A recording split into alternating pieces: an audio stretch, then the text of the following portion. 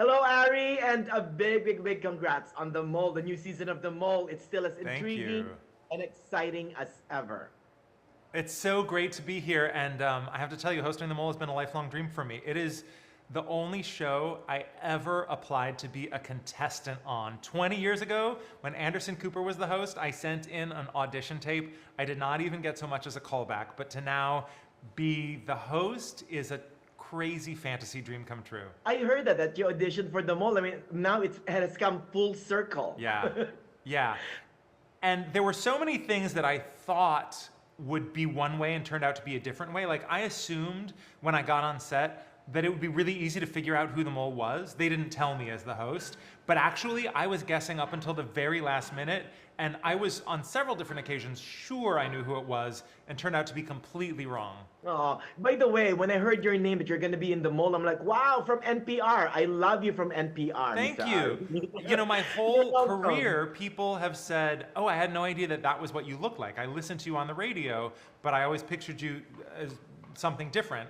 And now that I'm on The Mole, my anonymity is busted. I'm not going to have that cloak of radio anymore. Well, I will still be on the radio, to be clear. I'm really excited to still be a host of All Things Considered at NPR, but people are finally going to know what I look like. You don't have just a face for radio, Mr. Aw, Ari. thanks. But listen, what made you want to follow the footsteps of Anderson Cooper, Ahmad Rashad, John Kelly, and Alex Wagner to become the fifth host of the franchise? First of all, I love that the show has always been hosted by a journalist, but more than that, I just think this show is so exciting. It feels like a big adventure. I love that every episode is in a different location and every season is in a different country. The missions feel epic. You know, there are these beautiful tropical islands or dark caves or stunning skyscrapers, and you never know what's gonna happen next. And I love the kind of puzzle solving aspect of it. And I also love that this show never feels like it's unnecessarily cruel to the contestants. It feels like the players are really put through the ringer and have to do extraordinary things, but it never feels like they are being messed with just for the sake of messing with them.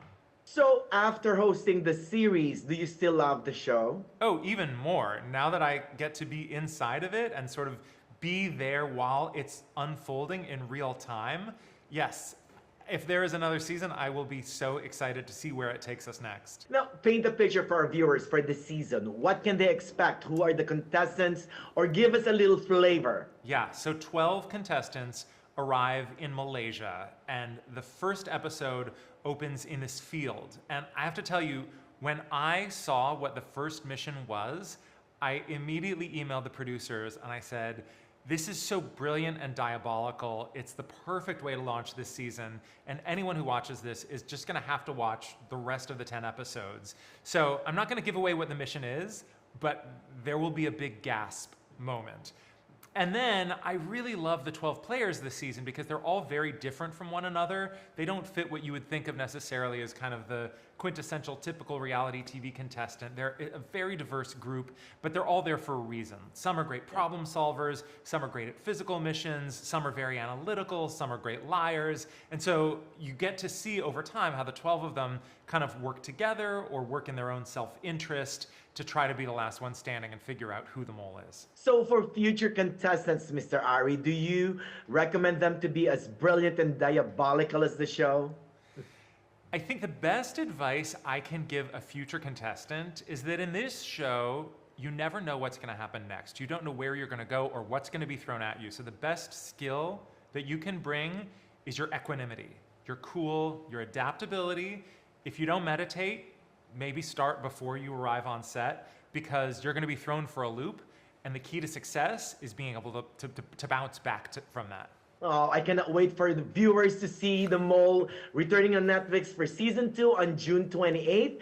Real quick, what do you hope for them to get after watching the series, Mr. Ari? I hope that they are as drawn into the question of who the mole is as I was. I hope they're trying to figure it out and second guessing themselves at every turn, and I hope they just buckle up and come along for the ride. Oh, a big congrats on The Mole again, and Thank good you. luck on everything, okay? So good to meet you. Thanks for having me. Nice to meet you. Bye.